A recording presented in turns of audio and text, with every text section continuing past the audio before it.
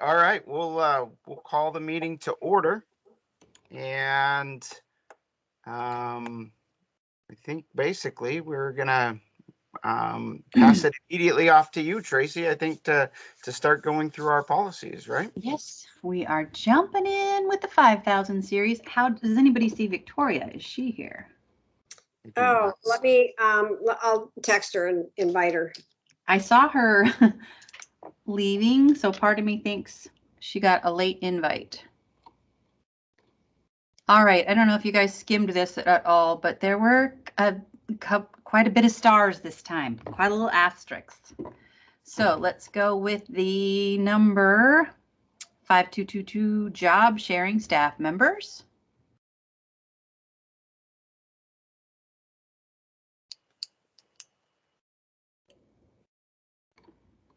Come on, little buddy. There you go. I think we had done this. Let's look here. Yeah, back in 18. So this was, there were some changes back then. This was just a format. Director Jeffries, have you seen any annual in this one? Go ahead, Director Jeffries. Not yet. I didn't get notes yet. Not yet, but let me ask you a question. The job sharing staff members, is that also part of a collective bargaining agreement or a memo of understanding or anything like that? It will be, I can't answer that question, Larry. I'm jumping in here. I hope that's okay, Director Pickens. I don't know that it's in the CBA, but I don't know that it isn't. But I do have the CBA on my desktop, so let me look. But I will tell you that there will be, if there are people that are job sharing, it does go through the appropriate HR protocols. And so I don't know that we have anybody right now that's job sharing, but Tracy, correct me if I'm wrong. I know we had a few in kindergarten a couple years ago. I don't know if that has continued forward. At one time, we had about 4 kindergartner teachers doing that, and it worked out so great for them. And we right now currently have 1 half-time teacher, but we are trying to figure that piece out so that there won't have to be a job share. So we're in the process of figuring that out too. So. And my guess would be that they would still go through the with the job sharing type scenario. There's probably a leave of absence process that they would also have to go through in that kind of case, right? So. Well, yes, and what we have with the person that's currently half-time is she resigned half of her position, but generally people do take a leave of absence. That's been my experience, Eric. But she actually resigned her other half because she had a new baby and wanted to stay home and wanted to work half-time. And while we were remote, it worked out. But now that we're not going to be remote any longer, we are trying to work with her to make sure that it's a good fit for her and a good fit for us. So we're in the process of doing that right now. Okay. Director Jeffries, did you have another question? No, I was just going to jump ahead. There is an annually coming up pretty quickly. I was just wondering, is one way maybe to solve the annually issue, especially with coming up an evaluation of staff instead of annually or say annually as agreed to in the CBA or as by law, something like that, so we don't have to try to define a date all the time?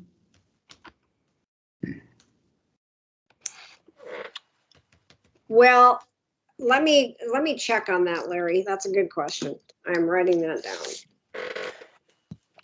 Because I think it's going to come up annually anyway. I don't know about a job sharing agreement, but I do know that because contracts are offered on a yearly basis, there is the contractual piece to it.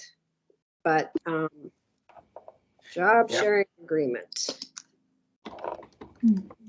Yeah, well, if there's one, job sharing, evaluation of staff, personnel records. I think that's it for this annually. I just wondered if there's another way to word it, annually as per collective bargaining agreement or state law. All right. I'm taking notes on this. I have your form, Larry, and I have all these policies on, I've redone your form into this month's policy. So I'm writing myself notes so I don't forget. So I will check on that. All right, 5231, WASDA had an update in 2015. Legal policy and legal news is listed here. Updated to clarify compensatory time and green sheets. Oh Ma- goodness, that must be a Word document, huh? 'Cause It is. There are two of them, actually. Thank There's you. 5231 and 5253. Okay, I'm writing that down. 5231 and 5233. Yeah. Thank you. So let's, No, 5231 and 5253. okay, thank you. I definitely appreciate being able to see all of the markups that were included in this. That's really helpful with reviewing it. And just to officially state this, it looks like Mr. Brandino is here, so just we'll pass on the official role of chairing the meeting to him. Well, don't mind me if you hear chewing. I'm eating my lunch finally. And Brandino, I have a new mask. If you're coming to graduation, I'll give you the new Squim Wolves mask. And if you aren't, I'll get it to you by the next time I see you. I will. Yeah, I'm definitely at graduation. Well, that's what I thought. So we have new masks, all of us. We're going to be just up there shining. Wow, nice, awesome. With my new cell phone. That's right. Make sure you don't blind people. Wow. Did this one have markups on it, guys? It should. I think all of the ones that I looked at seem to have markups. That's interesting. Huh. I don't see, did you pull it up on screen yet, Tracy? I don't see it. Oh, sorry. Got to share different. I'm sharing a window instead of sharing my screen, so I'll redo that. Trying something new. Yes, I'm looking at it, but there's no markups. Well, we're looking. I was going to say we're looking at. I was looking at Eric's head. Yeah. Yeah, I don't see any markups in this one, so I knew there were some, but I didn't think there were that many. Eric must have found them somehow. Yeah. He's got a special one. I'm pretty sure. I don't know. Yeah, I know. Because it's weird. Sometimes when you save it a particular way, all the markups go away. But I just tried to say show all markup and there's none. So this one must not have been. But I'm also confused because I didn't do our little stuff down here. So I'm thinking I potentially attached the wrong one. The wrong one that I doctor. This is the one I get from WASDA. And then I change this business down here to all of them. Mm-hmm. So I didn't see anything wacky in that one. It looks to me like this one's pretty, at least from our published version, there's some significant updating on this one. Mm-hmm.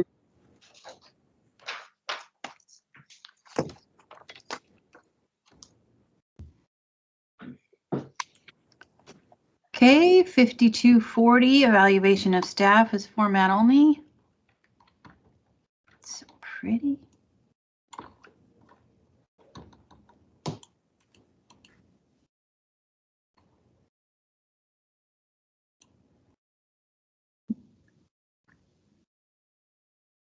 Yep, there's one. Yep. But if we can come up with better language, I think we could add it. Mm-hmm. Well, it does say it right here. With consistent with applicable collective bargaining processes. I think that's what kind of triggered my thought to go, well, that's one way to define what annually means. Mm-hmm. Yeah, I know in the Port Angeles CBA, there's specific dates that align with the evaluation process. So my guess would be they might have specific dates in CBAs for SQUIM. Well, there are also specific dates in the law. I mean, you have to be done with them by, it's very programmed as far and controlled as far as when things need to be done, and we have to send a report to the state and verify that all of those evaluations have been done. So Yep. at least on certificated. On classified, it is different, but we do those annually, once a year by June 30th. All right, 5251, here's our markup. Conflicts of interest. Update to address district employee use of persons, money, or school property under the supervision of private gain. I have to get rid of my Mocha truck at the high school? Just park it across the street and don't operate it during school hours or during work hours.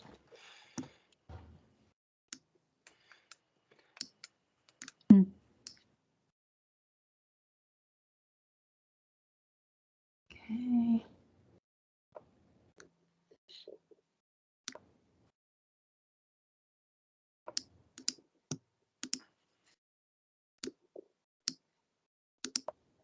There's nothing in there that says you couldn't hire school board directors to be your baristas, right? As long as you're not on school property, you're good. I know all my school board members are very generous and they would offer to volunteer that. Okay, 5252.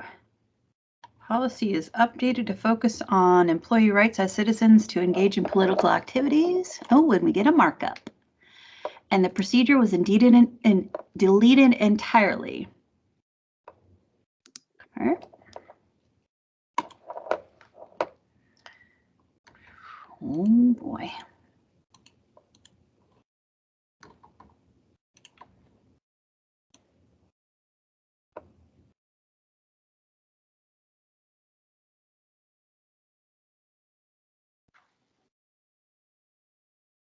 I'm not watching hands in over to the right if anybody's raising them. I think Director Jeffries has hand up. Yeah, just, no, I didn't bring my stuffed elephant for the elephant in the room.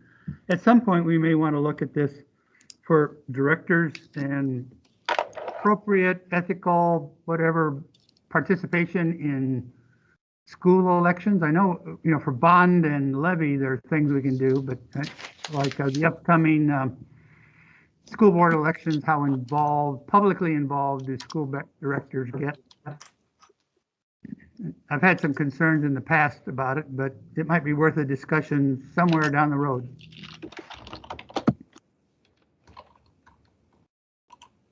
Okay, noted. All right, 5253, maintaining staff student boundaries. We have a markup here. Looks like it was updated in March of 2019.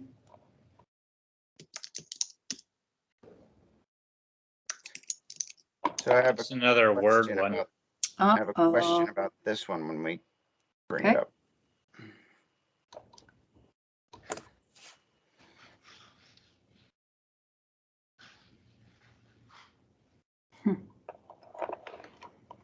It's coming, guys. Sorry. Slow opening. There we go.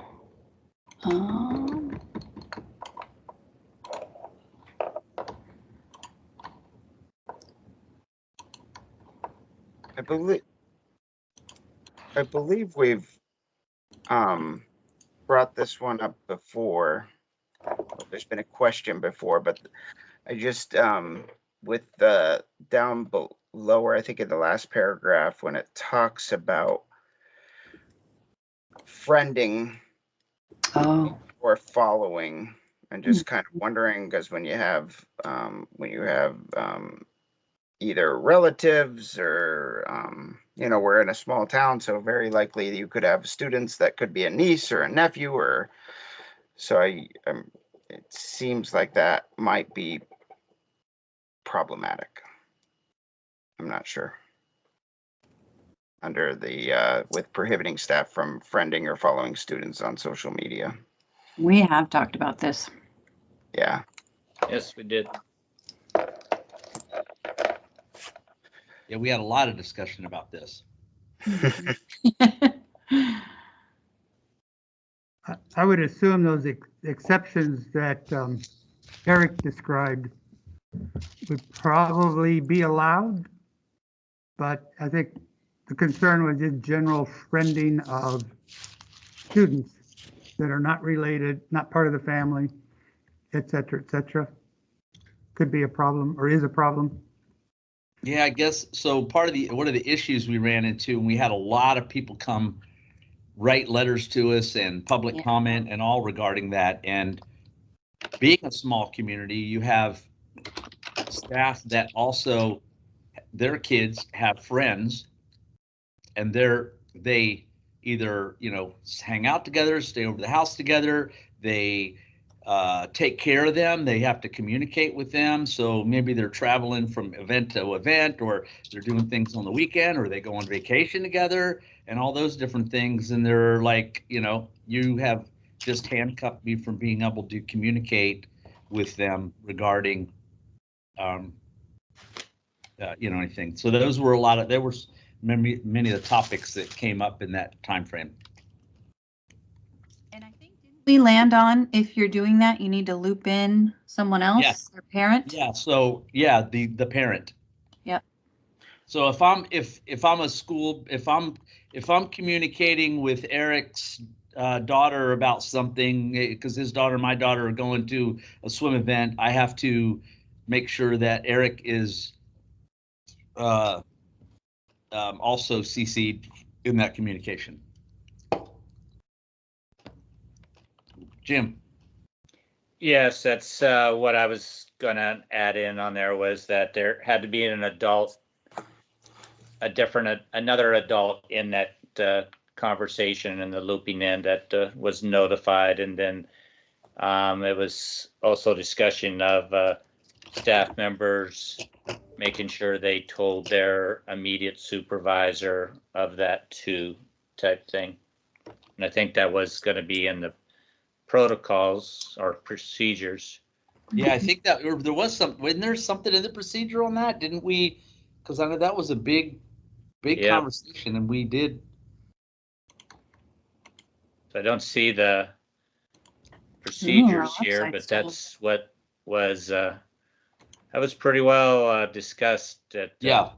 because so much of this is the protection of both that Right. that child and staff and other adult. And so always needing to have that check that to ensure the safety and rights of all, type thing. I show that our website's down. Ah. Yeah. Yep, I couldn't get to it. Well, also remember, isn't there something in, I think it's 1610, the board interactions or whatever Mm-hmm. that we wrote quite a while ago about, I remember some of the discussion was there about communicating with students. It might be in that area too, and that, I think it's policy 1610.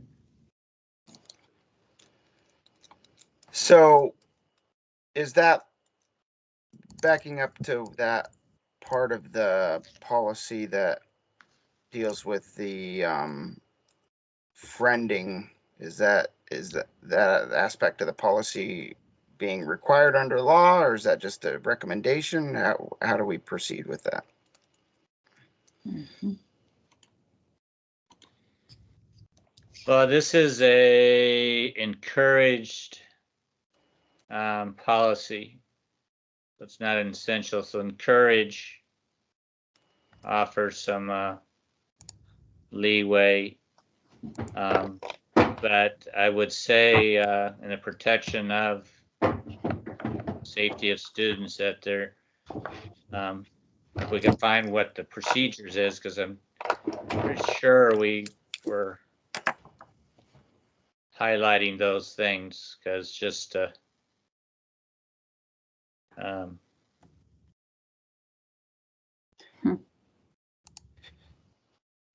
This is a markup, so I wonder how different it was from last time. I didn't check this part, this prohibition. I don't remember the language being that strong.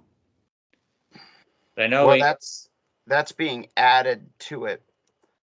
And I don't think it referred to friending or following in the past. Before, yeah. Right. Gotcha. we brought this up when Dr. Clark came on. This is one of the first ones that we were, because there was some of just inappropriateness of occurring out there. Yeah. Well, and I think the lines before that talk about district staff members are prohibited from engaging in conduct on social networking websites that violate the law, district policies, and or procedures. I mean, that's that pretty much spells it out. Mm-hmm. I wonder if we should if we're able to just delete that last sentence in that paragraph. Or should we have it? I'm certainly open to that discussion if anyway. I would be comfortable if we added in that either the parent, that other adult was always in the conversation, and Well, that line isn't about conversations though. That line is about friending or following. Mm-hmm. It's impossible to friend somebody and that's not, yeah. well, I would, if it was worded that that was cleared, okay, is that I'll actually tell two incidents. One is Brandino's daughter had 2 years ago, and I contacted Brandino and said, "Hey, your daughter's asking to friend me. What's up?" And then Eric, your daughter, and it was mainly because of it was because of chamber work in her role, and I went back to our executive director and said, let's make sure that we have a procedure of that with board members. It's not just one board member in those communications. So I don't know how this got written this way, but just I'd like to have the error on caution. Touchy situation. Larry, that's your name. Yeah, I saw you had your hand up earlier. Did you? Yeah, Did you guys I was just going to say, I mean, I think what the real concern here is that inappropriate conduct you were talking about. So we need to find a way to allow reasonable, appropriate conduct. And then somehow at the same time be able to, really frown upon inappropriate conduct. Some of that is once we find it, we need to put a stop to it immediately and act strongly and swiftly.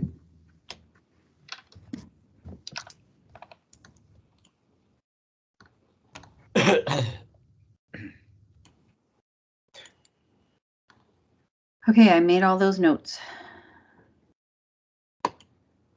5260 personnel records. We have another markup. Minor updates for clarification back in 2015. Another Word document. What is up?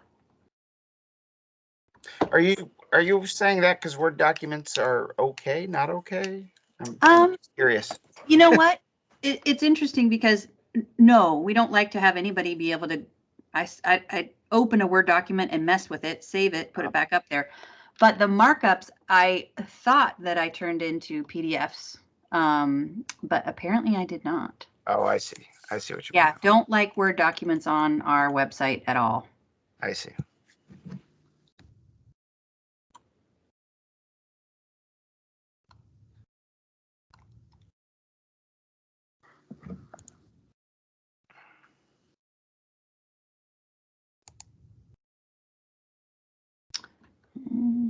Found it. Boy, you find what you focus on, don't you? Well, that one might be okay because that's just saying that the staff member could request it. So that could be at their discretion, I suppose, right? You bet. Yes, and people do at the end of the year, if there are letters in there that, letters of direction only need to stay for a year. So sometimes, once in a while, I wouldn't say this is frequent, but people do that know they have letters in there will request to see their personnel file, and they'll put in writing what they want taken out if it's available to be taken out. Mhm. So annually is by the end of the school year, before we start the next school.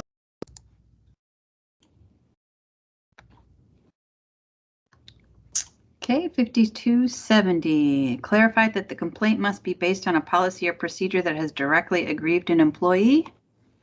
Procedure updated to address waiver of complaint. Again, 2015, that's right, there were a slew of these. A lot happening in 2015.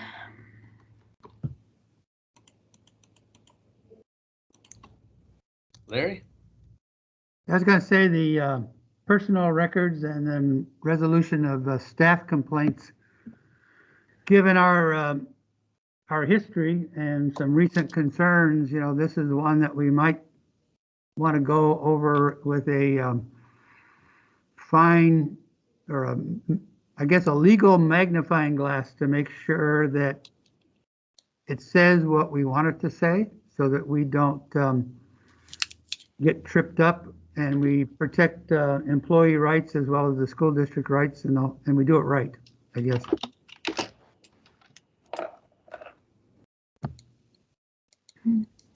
And Larry, I would agree with you. I think it's the procedure that we really also, because this basically says they need to follow all of the procedure Yeah. that is in place. So this just directs them to the procedure. So I will pull that procedure. I'll put that down and make sure that it has been, because people do have recently used this particular policy and are still using this policy. So I will check procedures. And I'm assuming they're using the one that's published. Mhm.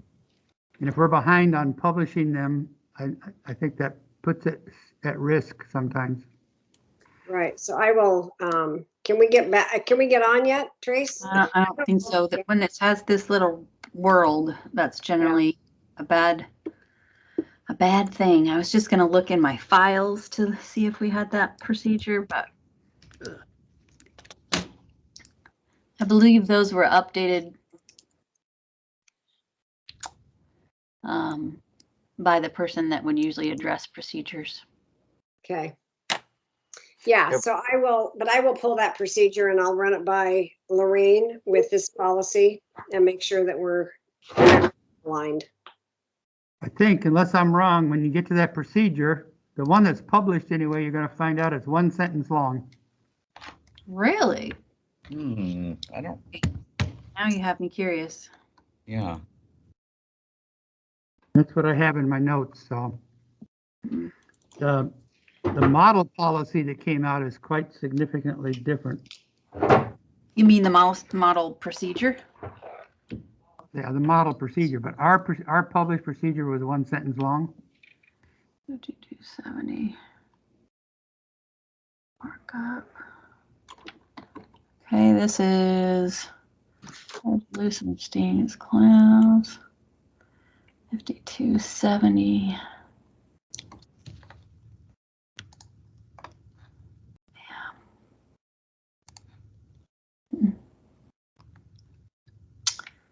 Not seeing it. This is the file where I keep before I upload to the website, so. Here's 06, procedure 06. Yeah.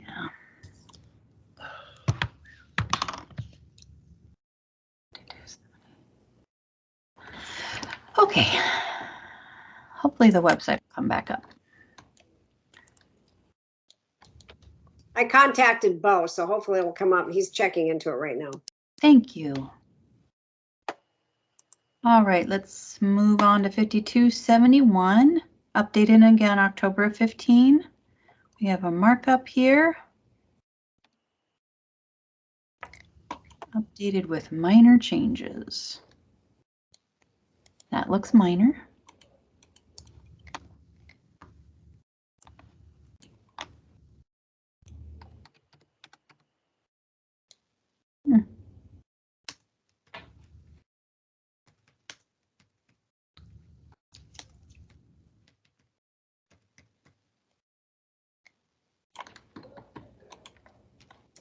Alrighty, 50, I'm not seeing hands. I'm just gonna keep going unless you guys stop me, because I'm not looking at your hands, sorry.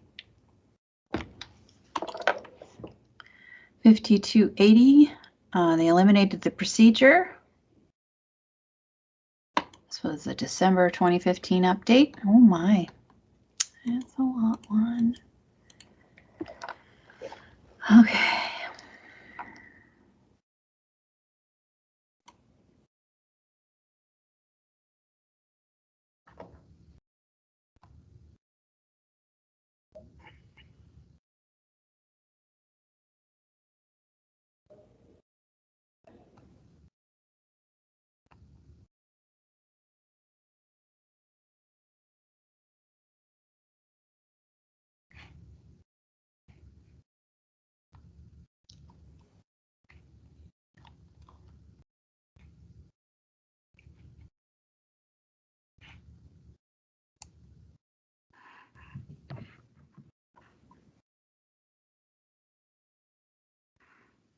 Is this another one that's governed by CBA wording also?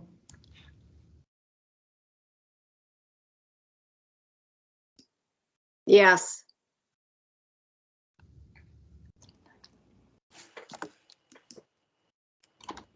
So if that's not in there someplace, we probably ought to come up with a generic sentence, you know, about in accordance with the CBA and state law, whatever that might be. I would venture to guess that just about almost all of these probably touch CBAs in one way or another.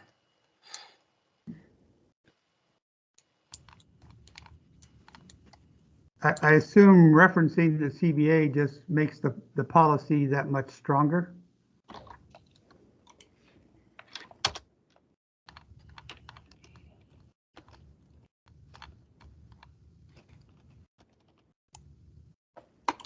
Okay. 5281, disciplinary action and discharge. We do have a markup available. This was updated in 2019.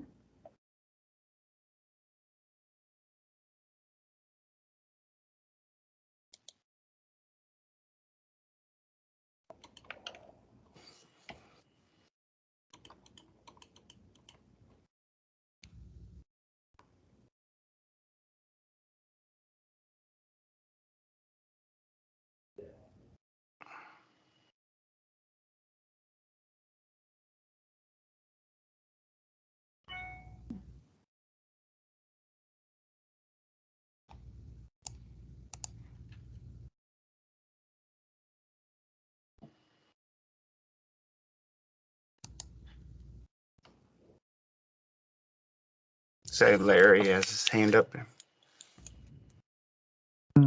Yeah. I can't read the small print in there. I can't remember. My notes say, is there anything in there about a hostile work environment or bullying or that kind of, we got sexual harassment, verbal abuse, physical abuse, sexual misconduct, but hostile work environment's a little bit different than those.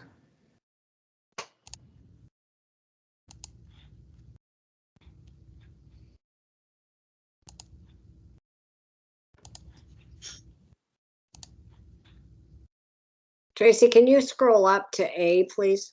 Mm-hmm. Thank you.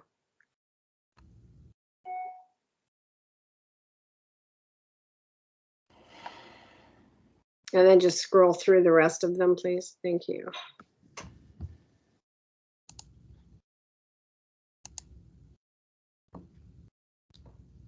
Wow.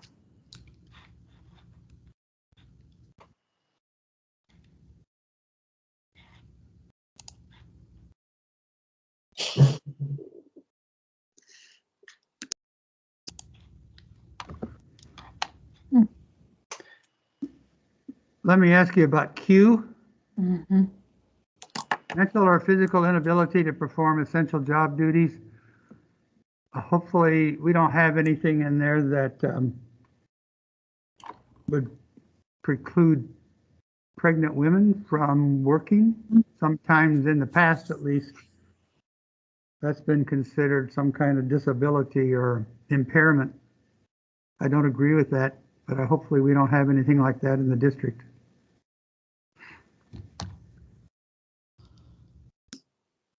We would not be allowed, Larry, to do that legally. So if somebody were, if Q, there would have to be a lot of evidence in order to dismiss somebody with Q. I mean, it would be virtually, I think, almost impossible. And Eric, you can jump in here, but Q is an extreme case, I'm guessing. Yeah, I was just gonna I was just gonna sort of weigh in on that. I was thinking that, of course we have to, you know, if it's something temporary, we have to, sometimes there's certain laws about, trying to make a reasonable accommodation. But I'm trying to think of, well, I guess it does. I guess the question would be, I know that we would probably do this because it's the right thing to do, but do we attempt to reassign that individual to a different line of work if at all possible? There's a lot of different avenues that we could take, but yeah, we'd have to be in compliance with the law, and we couldn't discriminate. I guess there could be a question, like if somebody no longer had the ability to drive a vehicle, I guess, for example, and their job was a bus driver. That I don't know, that we would have to. We'd have to make accommodations for that, and we'd have to take it on a case it'd have to be by case accommodation. basis. I'm Yeah. dealing with this whole issue right now with our reopen stuff because we have staff that are in an entirely different situation than before, and it's all just constant with HR and reasonable accommodations because of different things.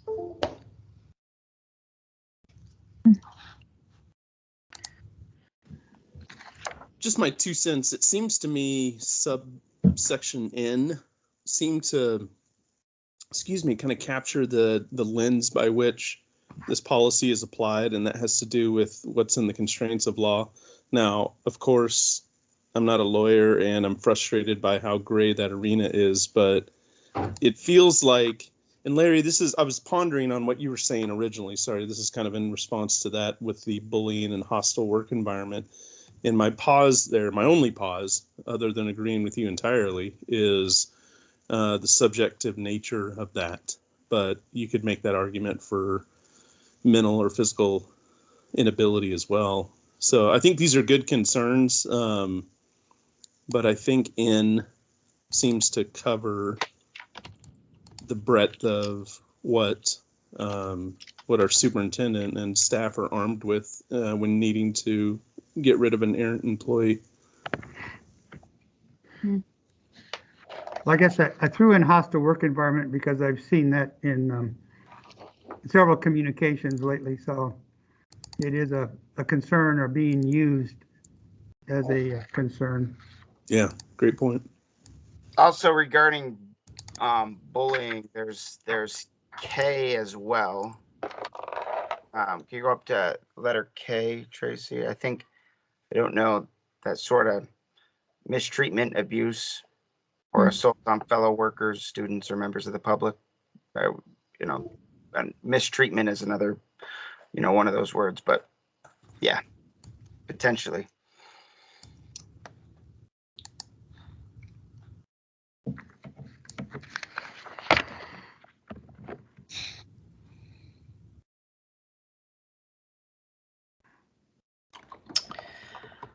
All righty. Well, Larry, is your hand still up? Yep. Well, this is another one that fine-tuned lens, maybe, of the procedure needs to be looked at, since this has come up more recently lately, and we need to make sure we have things in place that protect everyone involved. The other thing I had, and I noticed in our references Nowhere in a lot of these do we reference Title IX law, True. which basically Title IX applies to all educational programs and all aspects of a school's educational system if you receive federal funds, and we receive some federal funds. Hey, is that the one sentence? It is. Procedure? You were correct, and it's up there from 2004. I was right, one sentence. Yep. And Okay. it's, yeah. So that won't take Jane too long to read over. Does not look like we have a procedure for the 5281. Is that and that reference 4220P? Is that what that one line? Uh-huh. So I think maybe that one has been updated, and maybe that's why the 5270 isn't. So let's look. I feel pretty strongly that we did address that. 4220.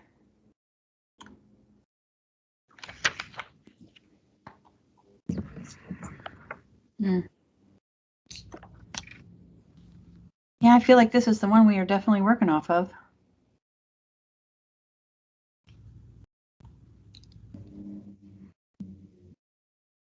Two 2005.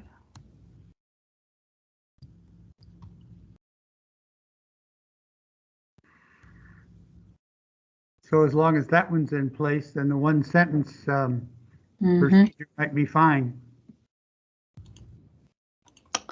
Yep. Interesting. And you might want to link that, I don't know if you can put a link in that so people could click on the link and it would take them right to that 4220. You're talking fancy now, Director Oh, Jeffries. I'm sorry. No, I think it's a great idea. I like how WASDA embeds those things too. And then I would say, and consider throwing in Title IX in the references for laws. It's been around. I did some reading on it. I forgot. It's a 1972 law put in place by Richard Nixon.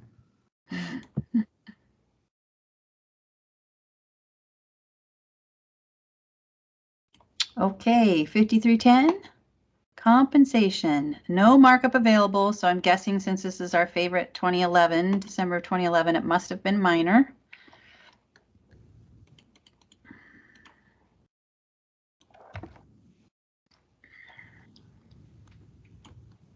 Looks like we need to put a date in there.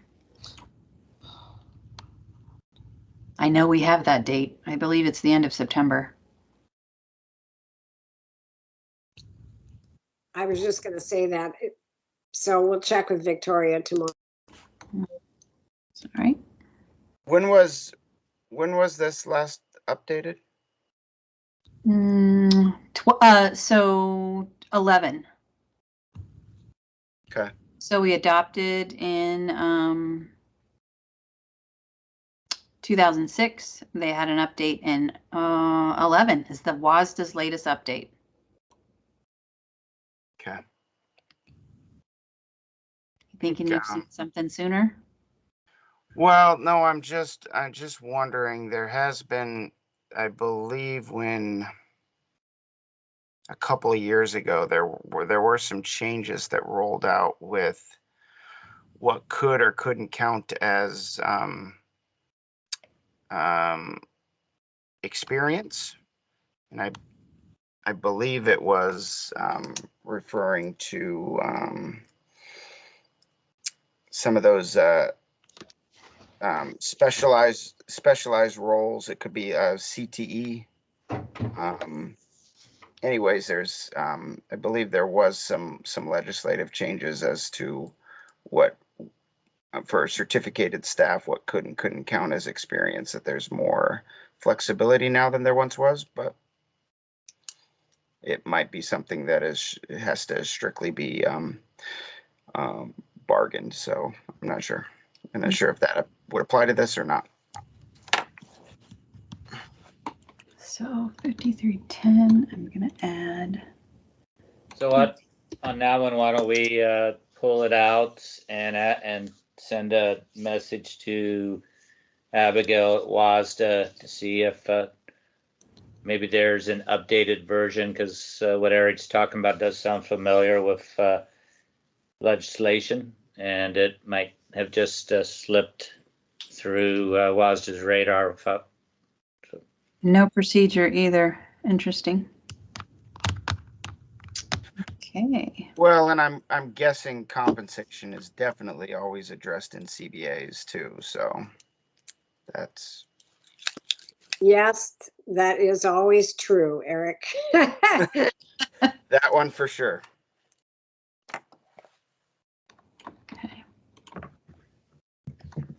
Okay, 5315, garnishment and personal credit problems. Minor updates in 2011.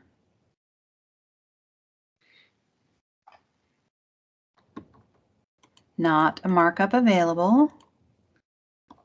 Student loans.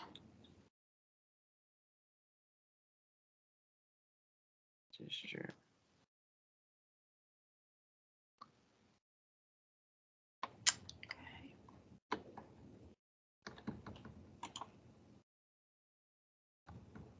Sick leave. This was new to us, I believe. Format only update.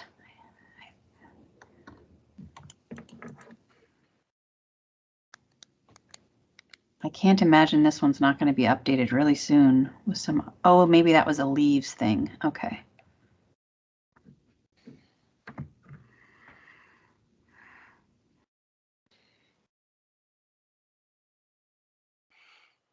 And there's some little fill in the blanks here I'm going to make a note of.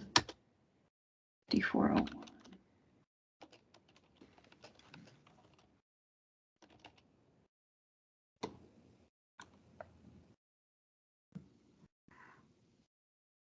Did Victoria ever get back to you, Dr. Prine?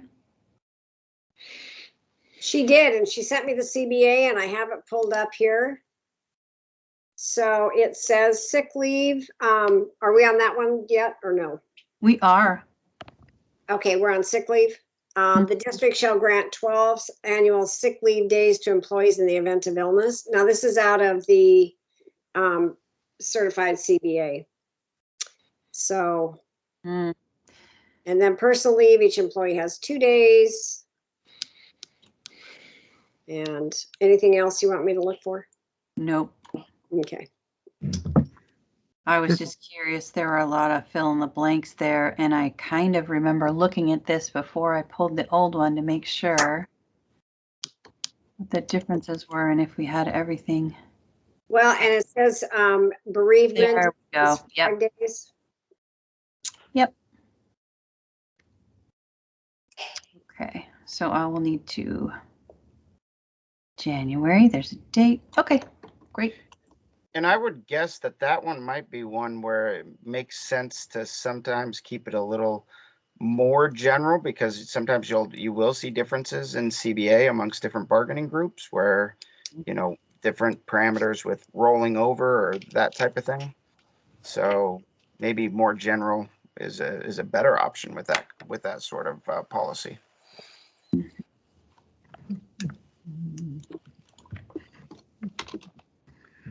Do we reward employees anyway if they don't use sick leave?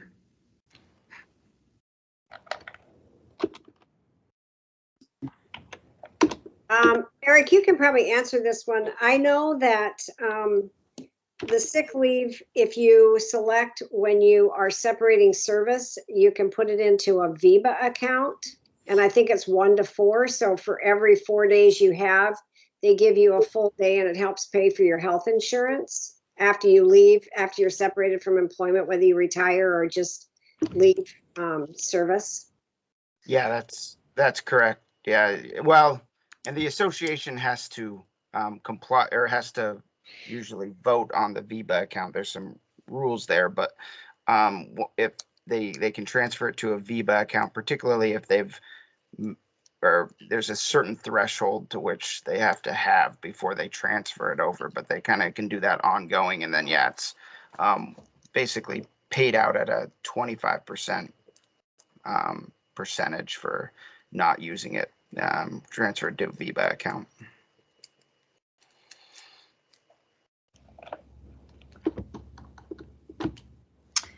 Okay, That's exactly how ours is, but I think we fall under, actually, because they're state employees, kind of a similar process, but exactly that. Yeah. all right, 5403. I wanted to check with Victoria on this one because item D, birth and adoption, was removed and sabbatical leave was added. And I thought those were interesting. Well, I will tell you that I checked with her on those before Awesome.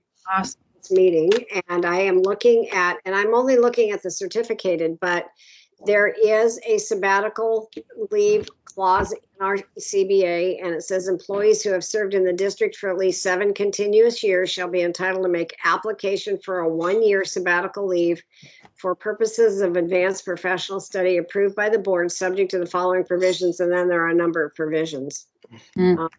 So yes, we do have that clause in there. I have not personally in all my experience approved one because I haven't ever had one come to my desk, but yeah, so we do have that in there, and they can after they've worked for 7 years continuously.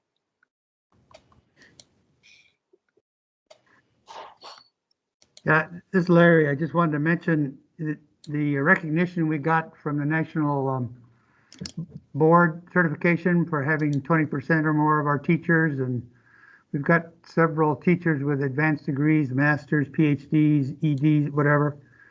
Anything we can do to encourage professional development along those lines, I think is great for the district. And if somebody does apply for a sabbatical leave and they've got a real good program they're getting into that would serve the school district well, is there any provision that if they take the sabbatical leave, they have to come back? I mean, we don't continue pay, it's leave without pay, is that correct? Or is it sabbatical paid? So what happens is if they take a sabbatical and they choose at the end of that year not to come back, it's considered a loan because we're paying them a partial salary. They would have to pay that money back to the district. Okay. Yeah. Well, if we can encourage teachers and give them time to go pursue an advanced degree of some kind or another and then come back and apply what they've learned to the school district, I think that'd be fantastic.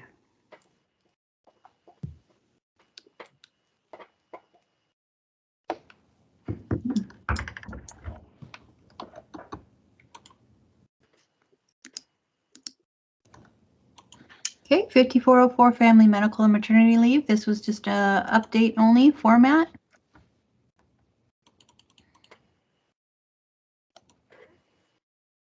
Here's the fancy link. If WASDA can do it, you can do it. Thank you, Larry.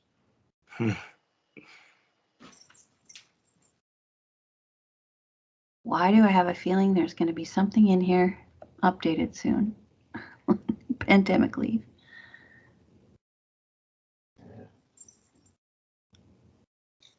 All righty, we did that in October of 19, or WASDA did.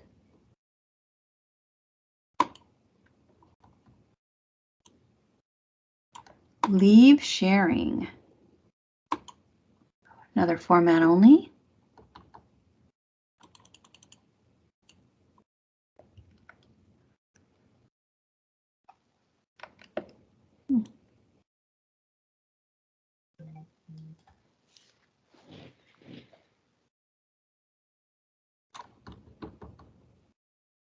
There we go. I like the last paragraph. Talks about with applicable collective bargaining agreements.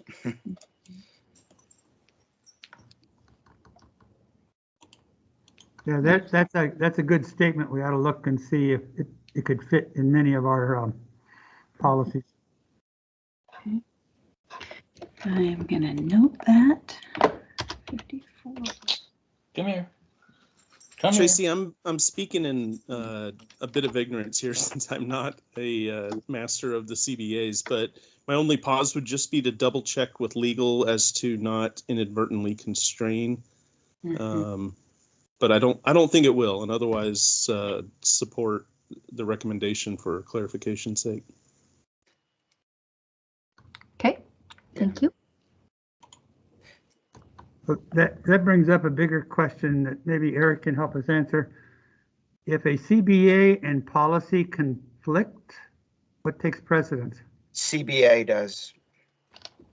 And if a CBA and a law conflicts, the law takes precedent. There's a hierarchy there. And correct me if I'm wrong, Dr. Prime, but this is something definitely that the hierarchy starts with the law. Nothing can trump the law, obviously, and then CBA and then policy.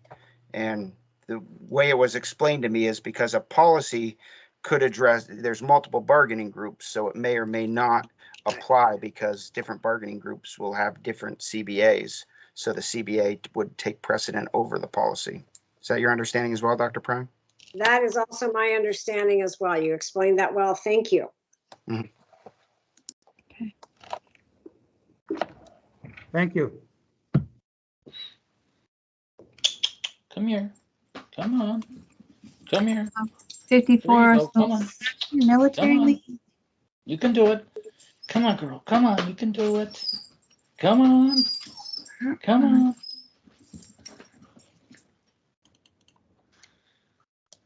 Looks like this one was a format only. Hmm.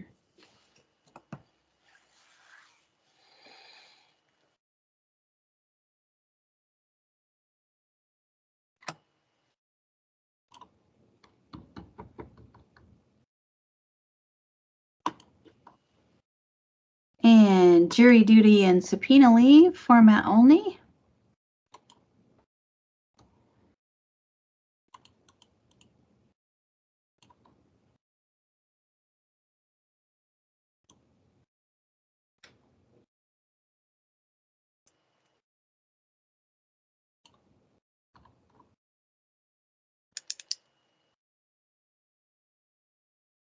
Hmm. 5409, unpaid holidays for reasons of faith or conscience. Format only.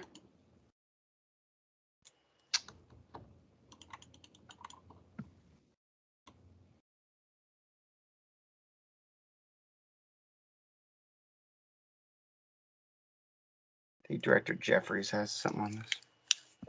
Yeah, it's not a biggie, but looking at it from the point of view of maybe someone who doesn't celebrate the traditional religious holiday, the predominant religious holidays. Some of the wording in there, we'll give you 2 days if it doesn't present an undue hardship to the schools, and understand that. But it's just kind of you need to kind of prove you are religious in order to take those holidays off. And might be something to look at, as long as we're talking about equity. I still think we ought to be able to, they would need to apply for that. But I think, I don't know, Doc, I don't know if anybody knows that we have a lot of that in our staff or not. Well, generally, what happens is it's on an individual basis if somebody were to request this, and people that would like to take that time off for religious purposes would more than likely do it 2 weeks in advance because they know when the holidays are coming up. So we would handle it on a case-by-case basis. If somebody came and said, I need a couple days out, we would handle it on a case-by-case basis. We would be very fair with the employees. But we're not going to make them prove that they're a card-carrying member of whatever religious organization they're a member of. I mean, we won't do that. So. Well, some of the wording kind of implies that, but I agree that, and I guess part of that is my background growing up in Illinois, where maybe 40% of our population was Jewish. So, during the holidays, we celebrated both religions and had time off. And maybe that has something to do with our population. Looks like Director Koo has his hand up. Yeah, thank you. I had a similar concern about equity, but I think it may be answered in one of the sub bullets about right here. The employee's already exhausted his or her 2 unpaid holidays. I agree. I wouldn't touch verification of faith with a 10-foot pole. If I came forward as a card-carrying ordained minister of the beer church, which I am, I would hope you would take that at face value. But the equity concern is just for any non-faith-bearing colleagues, that they have a similar mechanism. I otherwise support the policy. I think it's great. But I'd be concerned if it gave a leg up, for lack of a better term, to staff members who don't adhere to a faith. Thank you, Director Koo. I've made that note. Yeah, I would definitely be supportive of removing anything that would indicate that we have to verify somebody's, faith or anything of that sort. So, or even the implication of. Hey, I'll verify. I'm bona fide. I've got the parking pass and all.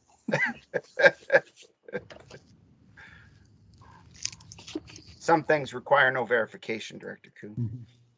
Amen. Well, in our calendar system that we have now, the Christmas holiday coincides with winter break, as does Hanukkah some years not so much. But there are other religious holidays that fall right in the middle of the school year. So if we have staff or students, for that matter, that need to take that time off, we need to be as understanding and accommodating as we possibly can. And I believe we are.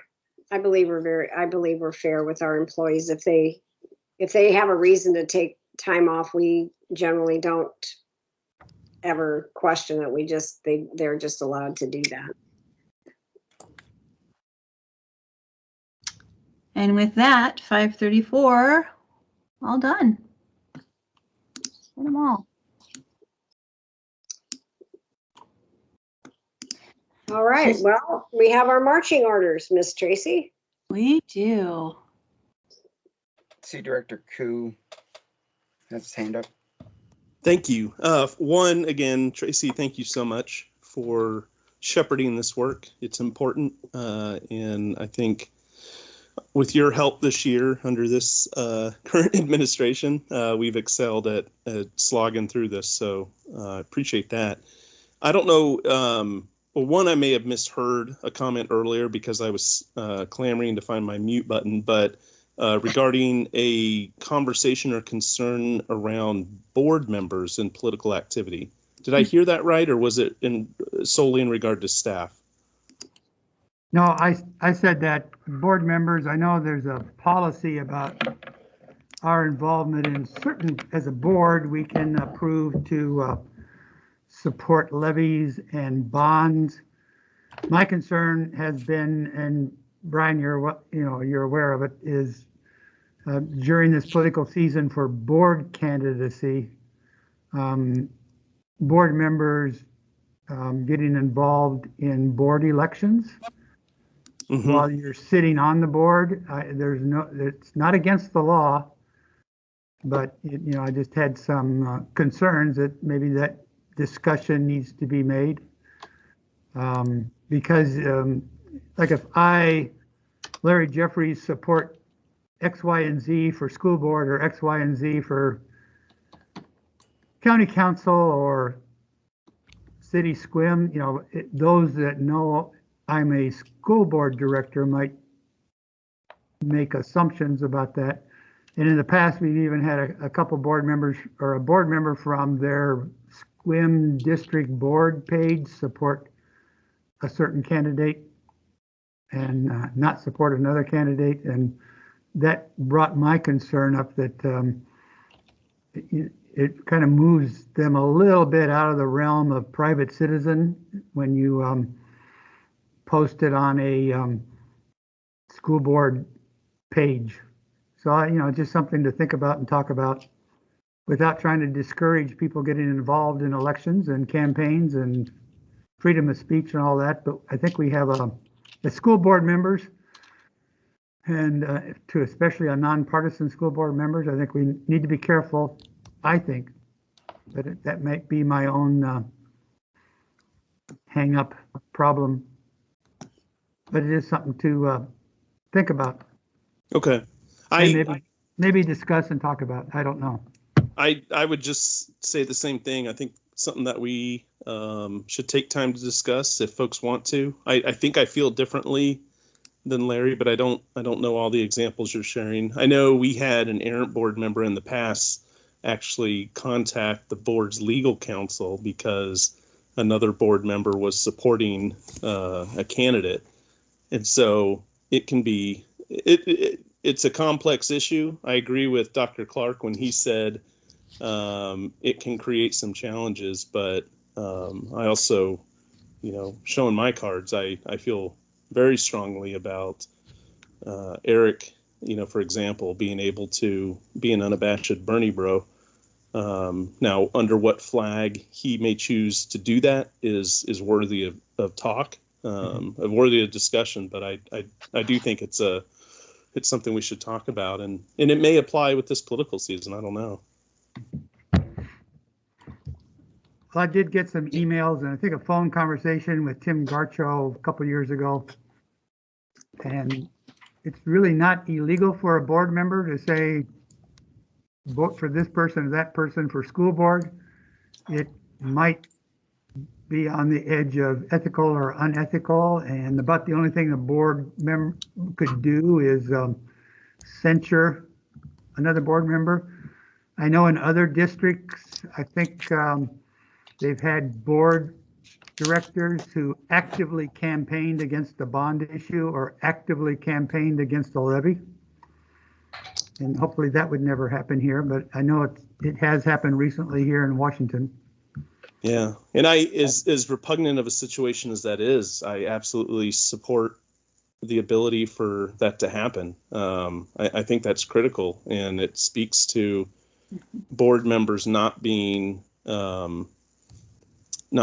deprived of those types of rights. I absolutely get where your concerns from. I really do, and I would shudder at a board member, campaigning against a levy or a bond, but to attempt to restrict that, to me, is almost as equally as repugnant. Well, I think there we're starting to delve into a whole different category, because I was agreeing with all your points earlier, Brian, but I wouldn't on that point, because I think once a board votes on something, it's the board's responsibility to support that vote and move forward with it. But with that said, kind of just staying with the conversation, I agree with the fact that that we are also personal individuals and that we have the right to support candidates in our own, how we feel to do that.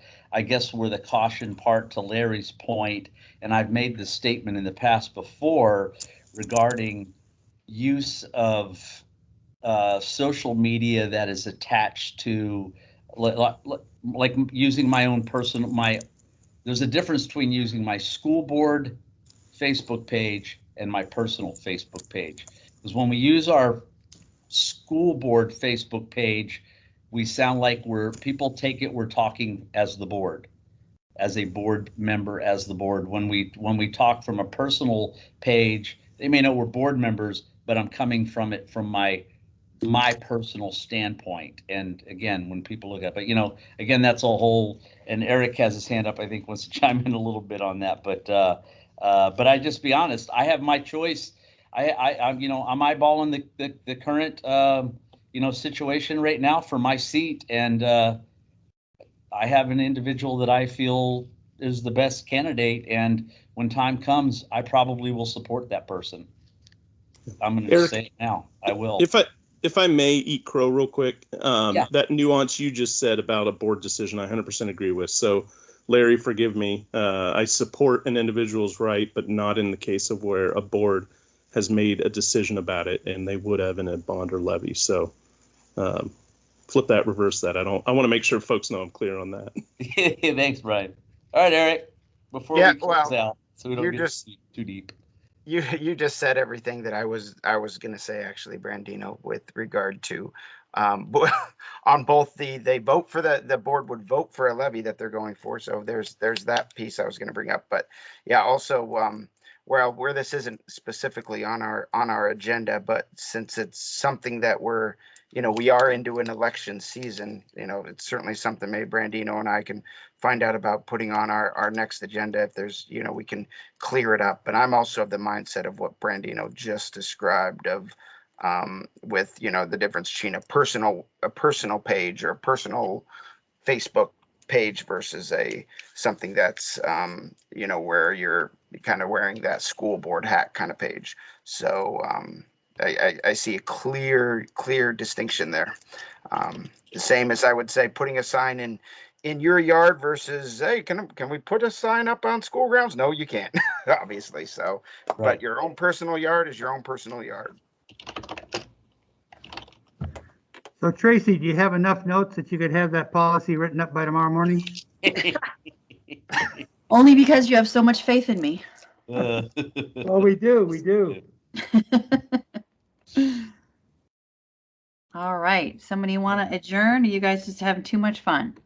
I think I would like to adjourn so I can get out of this chair I've been in since 7:45 this morning and head home.